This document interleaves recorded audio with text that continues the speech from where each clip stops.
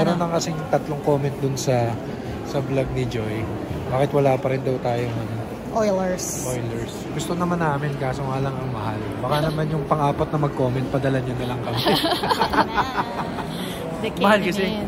May kamahalan po siya. Hi guys! Welcome to Joy in Alberta. Hi guys! So, nandito kami ngayon sa labas ng Canadian Tire. Namili kami. Yun lang. Ayan, Canadian Tire. Ayan, may binili lang kami guys. Bago umuwi, may mga last items na kailangan bilhin.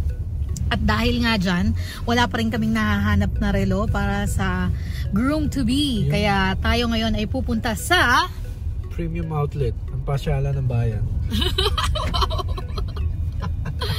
Yan, punta tayo ng Premium Outlet. Hahanap tayo doon ng relo at kung ano pang iba natin mabibili doon. And guys, ganyan ang itsura. Diba sabi ko sa inyo, dry. Hindi nag-snow mula kagabi. Parang gano'n. Natapos ang snow kagabi. Pero tingnan nyo naman, hindi pa rin siya putik. Oh, so, ganyan siya. Kapag sa ano namin to, sa bandang East Coast, dahil nga malapit kami sa dagat-dagatan, ayun, sobrang moist, sobrang humid, kaya yung mga snow na ganyan, magpuputik talaga siya to the maximum level. Naalala mo nung ano, nasa Toronto rin tayo, di ba? Ang putik din doon. No? Pero dito tingnan nyo, ang dry talaga guys. Oh. May, ayan, makutim-kutim siya kasi syempre madudumi yung sasakyan. Pero tingnan nyo, oh, hindi madumi pero hindi siya putik. Ganyan siya. Oh, diba? Tapos guys, na-realize na namin kung bakit medyo delicates pala ang winter nila dito. Kasi wala nga nagpa-plow. Ayun. Kaya medyo delikado kasi imagine mo kung ganyan yung road condition, hindi na plow, biglang umulan or umaraw. Ayun, pag umaraw din, medyo magme-melt ng konti. Dudulas siya kasi hindi siya, yun naman ang negative side. Ang negative side ng masyadong basa, masyadong maputik, delikado. Pag naman ganito, delikado din kasi hindi siya na-plow. Pero yun nga, sabi guys sa comment section ay ano naman daw, very rare naman daw mag-snow ng malakas din dito sa Edmonton. Kaya pati nga yung snowblower, hindi daw may mga nag-a-advise, may mga nagsasabing hindi naman nasulit kasi konting snow lang, ang dali lang yan i-shovel. So again, depende sa preference nyo. Kung may pamili po kayo ng snowblower, of course it will make your life a lot easier. Pero kung gusto nating magtipid muna, katulad po namin, tipid muna tayo ng konti. Ayan. So kaya tayo ay magsha-shovel na lang muna. Ayan. So, iti-take advantage din natin guys ang Black Friday sale. Ito po ay isang uri ng scam. Charot. Ayan, may mag-Black Friday sale na daw. Ano ba ibig sabihin kasi ng Black Friday? Hindi ko rin sure. Pero ano ba iba pa yung Boxing Day? Boxing Day sale is 25 or 26 December naman yun. Ngayon, Black Friday sale. Ooh, hindi ko talaga alam. Hindi maisip ng brain cells ko. Hindi naman tayo kasi namimili talaga kahit ano. Diba? Oo. Kung kailan mo kailangan, usually doon lang kami nabili. Ngayon lang, tatry nating magsilip-silip kung anong meron. Baka sulit nang bumili ng Black Friday. Ayan, nakakatuwa. Oh, ang puti-puti sa labas. Ayan. So again, may gusto sa snow, may mga anti-snow. Kung ano po ang inyong bet sa buhay. Ayan. Sige, kita-kita tayo mamaya guys.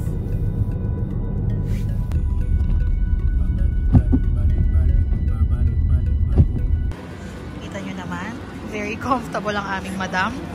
Natutulog, nakatagilid pa. Ayan guys, nandito nga tayo sa loob ng Edmonton Mall, ng Premium Outlet. Ayan, naghahanap lang tayo ng mga mabibili. Uy, ito dito tayo, tingin tayo dito. Ayan. Kailangan i-check ng relo, kaya relo talaga. Pero ito, para sa akin, itong titignan ko. Okay, pasok muna tayo. Ayan, sisilip lang tayo kasi daw maraming mga nakasale, ang daming tao guys.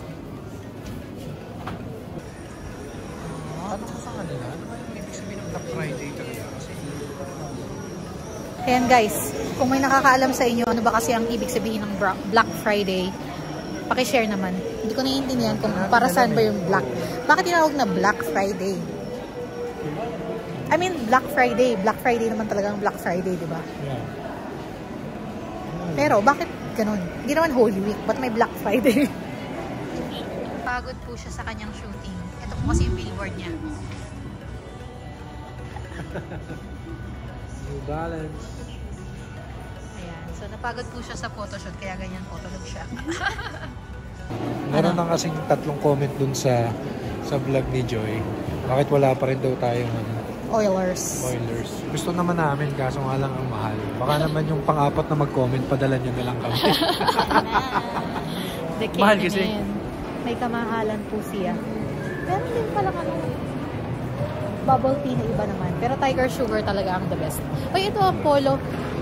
Ayun guys. So, parang feeling ko, hype lang talaga ang Black Friday so far. May mga mura, pero hindi naman lahat nagmura. Tingin tayo dito sa Polo kasi hinahanap ko nga yung kapatid ko ng relo. Oh my God. Mamaya namin kabalitaan. Guys, makita nyo naman, oh, may pila. Sa lahat. Haba ng mga pila dito. Yes. Sa labas ng Colombia. Pero yun lang talagang masasabi namin guys. May mga mura, pero hindi naman lahat ay mura. Merong iba na masabi lang. hindi pa rin ganun kababa yung ibinaba. Baka palapit ng palapit, pababa ng pababa. So, hindi natin unsure.